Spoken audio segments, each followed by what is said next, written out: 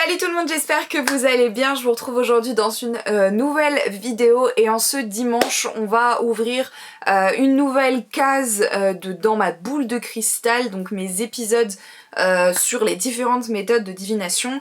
Il y a un mois on avait fait la botanomancie. Donc c'était de la divination par les plantes. Si jamais vous voulez en savoir plus, je vous invite à aller regarder la vidéo, elle sera dans le petit i. Et on avait donc terminé les B, ce qui signifie qu'aujourd'hui nous commençons les C et pas avec n'importe quelle méthode de divination. Aujourd'hui je vais vous parler de la caféomancie. Comme d'habitude, tous les liens de mes sources seront en barre de description, que ce soit les sites internet que j'ai utilisés pour mes recherches ou alors les livres. Les livres, je vais vous les présenter maintenant, comme ça c'est fait. Vous avez donc mon fidèle voyance code que vous voyez dans toutes mes vidéos de méthode de divination, qui est malheureusement hyper difficile à trouver. J'essaye à chaque fois de vous trouver un lien pour vous le donner. Malheureusement, soit il est indisponible, soit il est à un prix exorbitant. C'est con parce qu'il est super bien. Et le deuxième livre que je vais utiliser aujourd'hui, c'est celui-ci, le grand livre des arts divinatoires qu'on retrouve aux éditions Le Lotus et l'éléphant. Alors, habituellement, je commence toujours par l'étymologie pour essayer du coup de comprendre un petit peu de quoi on va parler. Là, en fait, j'ai pas trouvé d'étymologie. Voilà. Après, on n'est pas débile non plus. Caféomancie, café, mancie, vous voyez où on veut en venir. Divination par le café, mais plus précisément par le marc de café. C'est probablement une méthode que vous avez déjà vu passer ou dont vous avez entendu parler, souvent parce qu'en fait elle fait écho à un autre art divinatoire qui s'appelle la tasséomancie, qui en réalité est plus orientée sur le thé que sur la tasse. Voilà. On va donc commencer à parler de la caféomancie. Du coup, au niveau des définitions que j'ai pu trouver, la plupart en fait disent la même chose, art divinatoire consistant à présager l'avenir ou autre mystère en interprétant les traces laissées par du marc de café au fond d'une assiette ou d'une tasse ou alors sur une serviette. Wikipédia nous explique qu'en fait c'est une forme de tasséomancie, ce qui signifie qu'en fait pour lui la tasséomancie comprend du coup la divination par les feuilles de thé mais aussi par le marc de café, ce qui personnellement me convient plutôt bien comme définition parce que tasséomancie, tasse, ça peut être n'importe quoi en fait au final. Au niveau de l'origine de cet art divinatoire, c'est très flou. Et c'est quelque chose qu'on retrouve très souvent sur des vieilles arts divinatoires, quand en réalité ça remonte à vraiment très loin. Il est très difficile de véritablement trouver le point de départ, le point d'origine de cet art divinatoire-là. Par exemple, Wikipédia nous explique que certaines sources présument une origine mésopotamienne, donc ça remonte vraiment à très loin, qui se serait généralisée dans l'Empire ottoman avant d'être exportée vers la fin du XVIIIe siècle dans les Balkans, puis ensuite en Europe centrale à la suite des campagnes militaires ottomanes avant de se généraliser. Sur le site temporel-voyance.com, on apprend que de nos jours on retrouve encore de vieilles liseuses de marc de café comme ils appellent ça, notamment dans le sud de l'Italie. On a une petite précision dans ce livre-ci, puisqu'on apprend qu'il semblerait, d'après ce livre, que ce soit une tradition turque qui date du XVIe siècle, et qu'en fait elle est arrivée suite à l'introduction en fait du café comme négoce et rituel social sous l'Empire ottoman. D'après le livre, un proverbe turc dit qu'une seule tasse de café engage à 40 ans d'amitié. J'ai 40 ans d'amitié avec beaucoup de monde. Dans cette lecture traditionnelle du marc de café, les tasses voient jusqu'à 40 jours dans le futur.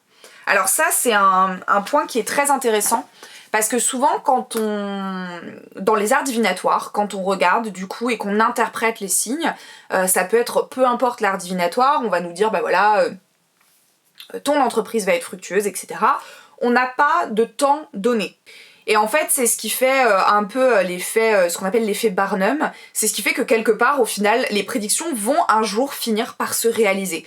Parce que on n'a pas de temps donné, ce qui signifie qu'en fait, à un moment donné, effectivement, ton entreprise va prospérer.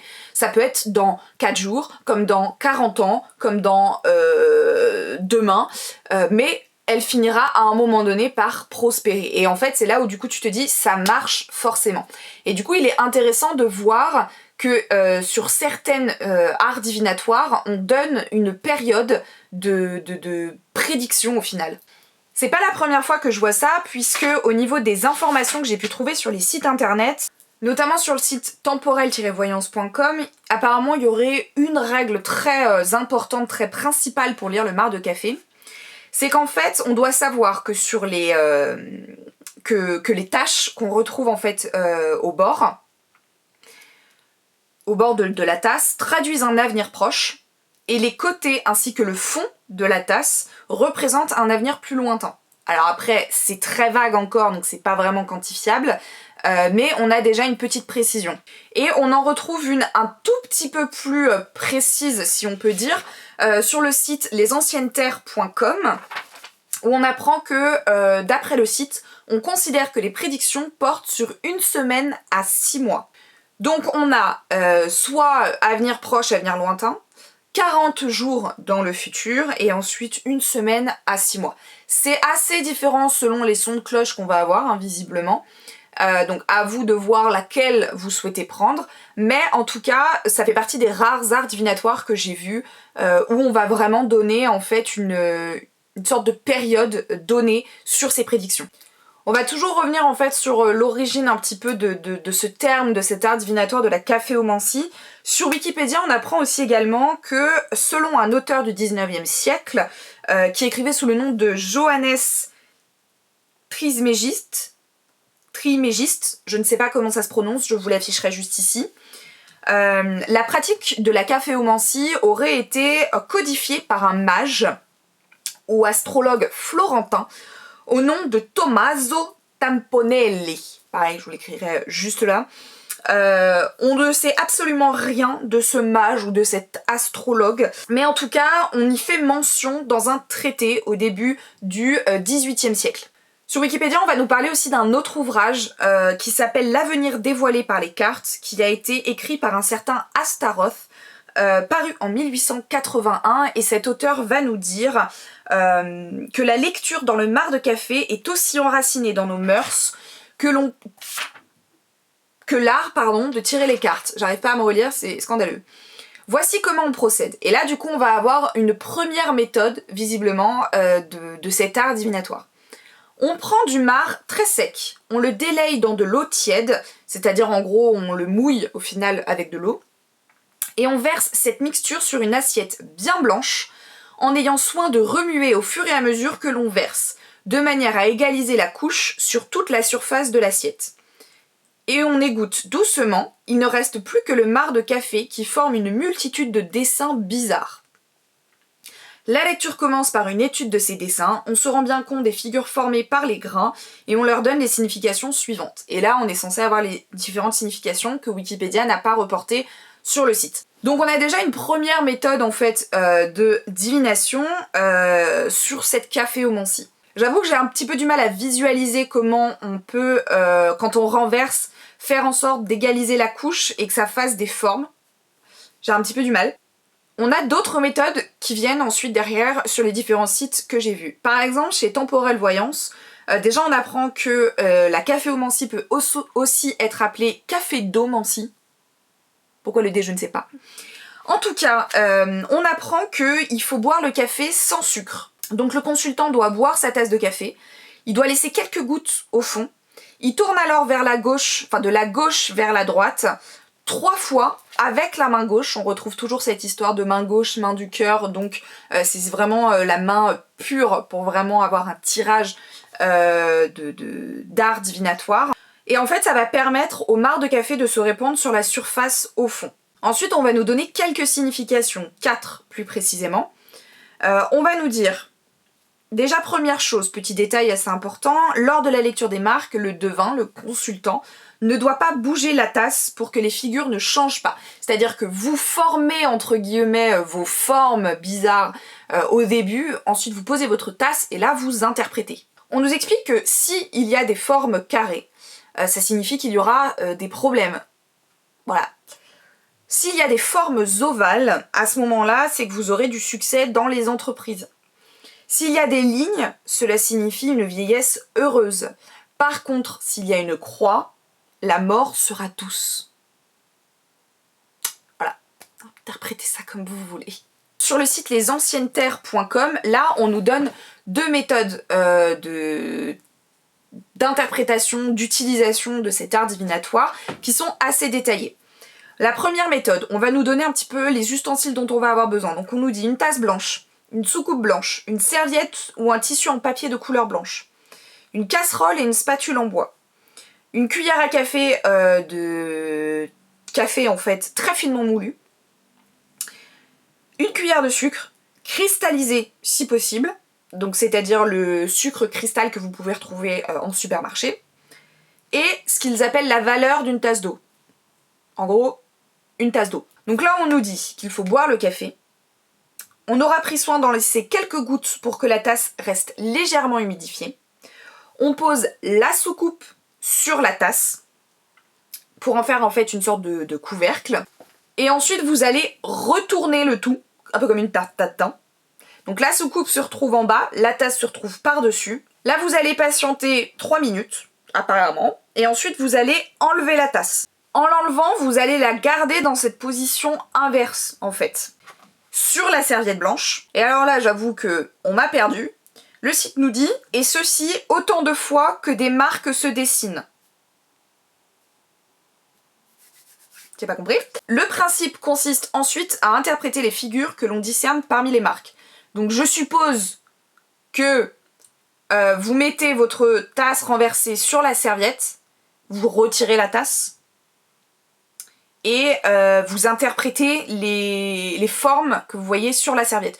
Moi, c'est comme ça que je le comprends. Après, peut-être pas très bien compris comment il faut faire, mais voilà. On rajoute que pour terminer une séance de caféomancie, il est d'usage de formuler un vœu, tout en pressant légèrement l'index de la main gauche sur le fond de la tasse. Voilà. Ok, la première méthode était peut-être pas très claire. On va essayer de voir pour la deuxième si on arrive à quand même à plus facilement comprendre comment faire. Alors, il nous faut une assiette blanche toujours, plate, une casserole et une spatule en bois, la valeur d'une tasse d'eau, et puis après votre café, une tasse, etc. Donc on nous dit, il faut boire le café sans sucre, donc là on a une petite divergence, lentement en pensant à la question que l'on va mentalement poser. On conserve dans la cafetière pendant 1 heure le marc de café, ensuite on le fait chauffer jusqu'à ce qu'il se délaye dans l'eau. J'ai pas compris. En fait, on nous parle d'une cafetière, mais au début, on a besoin d'une casserole. Donc pour moi, je pense que la cafetière, c'est la casserole. Ok. Et que... Ok, alors attendez, je le vois comme ça. Parce qu'après, on nous dit, remuez le marc de café avec la cuillère. Il ne doit pas être ni trop épais, ni trop liquide. Je le vois comme ça. Vous faites votre café. Ok, classique. Vous mettez votre marc de café dans une casserole. Vous rajoutez un peu d'eau. Vous faites chauffer. Et de manière à ce que justement la mixture soit ni trop liquide, ni trop épaisse. Comme ça que je le vois. Je sais pas si c'est la vérité, mais c'est comme ça que je le vois. Ensuite, votre mixture, votre marc de café délayé dans l'eau, vous le versez dans l'assiette de façon à ne couvrir que la moitié de la surface. Et là, à nouveau, c'est pour ça que c'est hyper compliqué, je pense que je vais regarder des tutos sur YouTube pour essayer de voir. Mais parce qu'en fait, je ne sais pas si, par exemple, je sais pas si j'ai une assiette là. Alors, j'ai pas une assiette, mais j'ai ça. Hop. Ok. Je ne sais pas si en fait, il parle de une moitié comme ça, ou une moitié en profondeur. Vous voyez ce que je veux dire? Je ne sais pas. Et j'avoue que du coup c'est hyper compliqué de visualiser, et du coup d'essayer de reproduire la même chose. De toute façon, une fois que vous avez versé en fait votre marc de café dans votre assiette, vous allez tourner et incliner l'assiette de façon que le marc de café en coulant forme des dessins sur toute la surface. Et ensuite vous allez interpréter ces dessins. Voilà. Bon, pas tout à fait clair non plus, on verra ce que disent les livres après. En termes de signification, ce qui est bien avec le site Les Anciennes Terres, c'est qu'en fait vous allez avoir une liste de tout un tas de significations. Le site sera en barre de description parce que je vais pas toutes vous les dire, je vais juste vous en dire quelques-unes.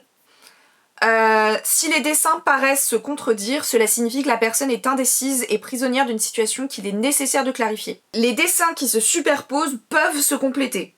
Intéressant. À nouveau, on retrouve une interprétation des figures carrées, qui signifie les ennuis. Donc en fait, on a une certaine cohérence avec ce que nous disait du coup le site, je sais plus lequel c'était, je crois que c'était Temporelle Voyance, c'est ça, Temporelle Voyance. Donc on a quand même une assez bonne cohérence. Les ronds ou cercles prédominent, alors dans ce cas-là ça signifie la richesse. Et pareil, si vous avez des lignes grandes et petites, eh bien ce sera une vieillesse longue et heureuse. Donc vraiment on a une certaine cohérence avec du coup le site Temporelle Voyance. Donc ça c'est ce qu'on pouvait trouver sur les sites internet. Maintenant on va se pencher sur nos deux différents livres et on va commencer avec celui-ci. Donc là on va nous parler de comment préparer déjà votre café pour commencer, parce que ça c'est une chose que j'ai remarqué, c'est qu'effectivement il nous explique pas comment préparer le café. Est-ce que du coup ça a une incidence sur l'interprétation du coup des figures? Probablement. Donc on nous dit, il vous faudra du café turc ou grec, c'est-à-dire du grain d'arabica finement moulu. Il vous faudra des demi-tasses blanches ou couleur crème avec soucoupe.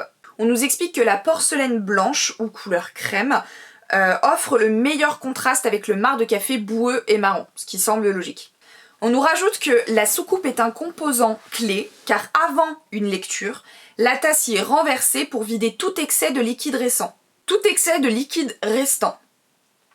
Ainsi, après avoir lu dans la tasse, vous pouvez interpréter le résidu sur la soucoupe. Ah ok d'accord, j'ai compris. Je pense qu'en fait il le voit comme ça. Alors attendez, pareil, je vais essayer de vous faire une simu de merde. Alors je n'ai pas de soucoupe ni de tasse sous la main, donc on va faire comme ça, ok? Ça c'est votre tasse. Vous avez votre café avec votre marc de café dedans, ok? Vous faites comme ça. Vous renversez.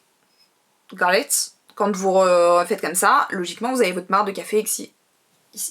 L'idée c'est que normalement avec la soucoupe vous puissiez en fait venir faire couler le liquide restant et ça va venir avec votre marc de café qui va se déplacer, logiquement faire des formes. C'est comme ça que je le vois. Dites-moi si vous le voyez d'une manière différente ou pas. Ça peut être intéressant qu'on en discute. On rajoute que traditionnellement le café turc se prépare dans un CV, je ne sais pas comment ça se prononce, je ne suis pas turque, je suis désolée. Une cafetière en cuivre ou en laiton avec une poignée droite. Cette méthode de café, moi, m'a toujours fascinée. On en trouve facilement en ligne, sinon vous pouvez préparer votre café dans une casserole classique. Donc là, on nous dit bien dans une casserole et pas du coup dans une cafetière classique qu'on peut trouver ou une cafetière à piston, ce genre de truc. Du coup, là ensuite, on va nous donner la recette du café pour 2 tasses. Utilisez l'une des tasses avec lesquelles vous allez boire pour mesurer l'eau. Pour 2 personnes, versez 2 tasses d'eau dans un cefzé ou une casserole. Ajoutez 3 cuillerées à café bombé de café finement moulu. Ajoutez du sucre si vous le souhaitez. Donc là, apparemment, le sucre n'est pas forcément un problème dans la préparation du café. Remuez avec une cuillère, puis faites chauffer et portez à ébullition. Vous allez voir une écume épaisse et mousseuse se former.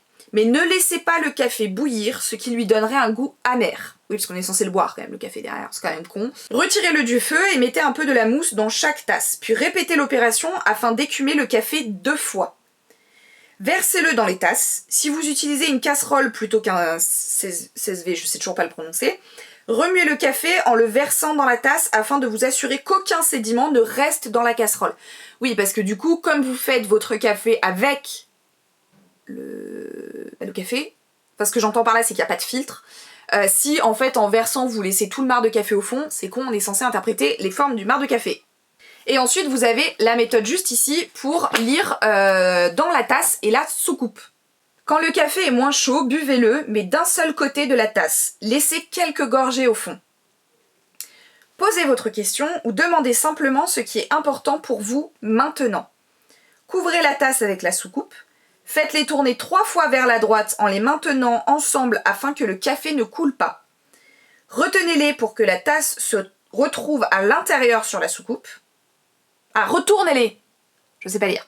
Retournez-les pour que la tasse se retrouve à l'envers sur la soucoupe. Donc c'est ce que je vous avais montré. En gros, vous faites comme ça. Tasse, soucoupe. Tata. Voilà. Posez-les sur une table et laissez le café s'égoutter et refroidir pendant 10 minutes environ. Ensuite, on retire la tasse de la soucoupe. Si vous ne pouvez pas les séparer sans forcer, c'est signe que vous n'avez pas besoin de lire dans le marc. Les choses suivent leur cours. Intéressant.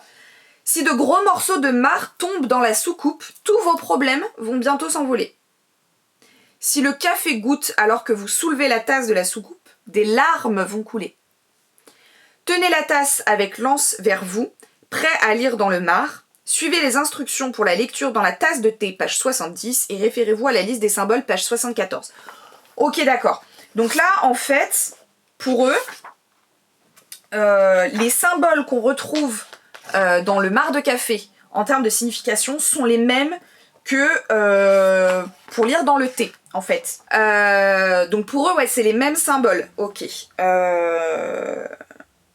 Je vais vous en donner quelques-uns. Par exemple, si vous voyez quelque chose qui ressemble à une abeille, de manière générale, ça signifie bonne nouvelle, un travail assidu, rapporte argent et succès. Petite précision, si cette abeille se trouve près de l'anse de la tasse, à ce moment-là, ça signifie fêtes et réunions heureuses. Si vous avez l'impression de voir un essaim d'abeilles, bon résultat obtenu en groupe lors d'une réunion, par exemple. Voilà, je vous donne une petite signification par-ci, par-là. Et enfin, on nous rajoute, regardez la soucoupe. Si elle contient beaucoup de liquide, versez-le dans la tasse qui ne vous servira plus à présent pour dévoiler un motif de dépôt sur la soucoupe. Souvent, les marques sur la soucoupe corroborent les significations vues dans la tasse. Donc si vous n'êtes pas sûr de ce que vous avez lu dans la tasse, la soucoupe vous permettra de clarifier l'interprétation. Par exemple, si vous avez vu une vague forme d'oiseau près du bord de la tasse, synonyme d'un éventuel voyage imminent, des oiseaux dans la soucoupe confirmeront la prédiction, votre voyage aura lieu. Ok, c'est super intéressant.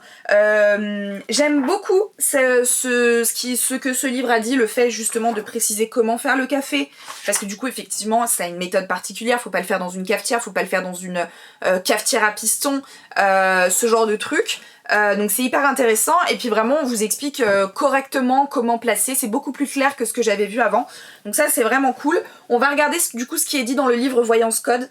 Dans le livre Voyance Code, on apprend que pour pouvoir pratiquer cette mantique, il est indispensable de savoir préparer du café turc. Donc je suppose que c'est la même chose, c'est-à-dire dans la casserole, etc. Prenez une petite casserole, versez-y de l'eau, du café moulu très finement et du sucre. Faites bouillir pendant 1 minute au moins, retirez du feu, mélangez et laissez refroidir légèrement. Ainsi, le marc de café se déposera au fond du récipient. Avec une petite louche, retirez la partie supérieure du liquide et versez-la dans une tasse. Donc c'est la même chose, on retire l'écume. En Turquie, on bavarde un peu avant de boire le café pour que le marc ait le temps de bien se déposer au fond. Dans notre cas, le consultant peut profiter de ce laps de temps pour expliquer au devin sa situation et la raison de sa question. Ça permettra du coup, je suppose, d'avoir plus de détails et pour interpréter au mieux les différents symboles qu'on va retrouver dans la tasse. Il faut ensuite boire le café en le sirotant lentement et en laissant un peu de café au fond de la tasse. Cette partie très dense contient en effet du marc de café. Le devin jette un premier coup d'œil à la soucoupe, les quelques gouttes de café qui ont pu se renverser ont déjà une signification. Alors là c'est marrant mais j'ai pas l'impression qu'on nous explique vraiment l'histoire du basculement. Pourtant on a le petit dessin juste ici, donc on voit bien qu'il faut renverser la tasse sur la soucoupe. Il renverse le contenu de la tasse sur la soucoupe d'un geste décidé. Autant pour moi. Toujours je parle avant de savoir ou de lire. Il attend quelques minutes afin que le marc ait le temps de bien couler et de former des figures.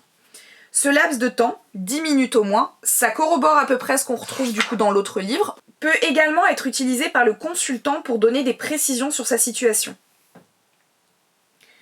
Les figures ne peuvent être interprétées qu'une fois qu'elles sont sèches, c'est-à-dire définitives. Il est conseillé d'utiliser une tasse, une soucoupe blanche sans décoration avec un bord assez large. Ensuite, vous avez différentes interprétations des figures formées par le marc de café. Alors pareil, je vais pas toutes vous les dire parce qu'il y en a énormément.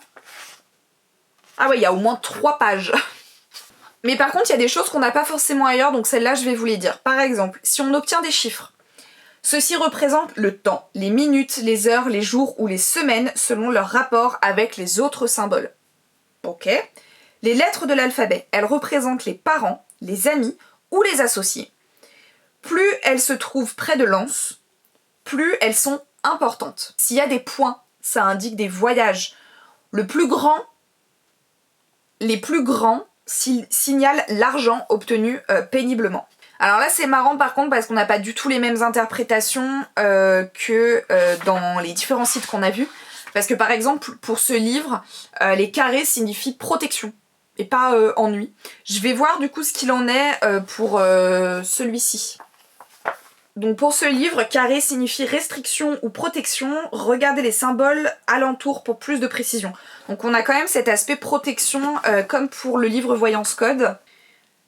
À la fin des significations, on nous rajoute nota bene, rappelez-vous que pour lire le marc de café ou pour interpréter les figures se formant par d'autres méthodes divinatoires, l'imagination doit suivre son cours, il vous suffit de traduire en pensée et en parole la première suggestion qui vous aura été dictée par l'intuition.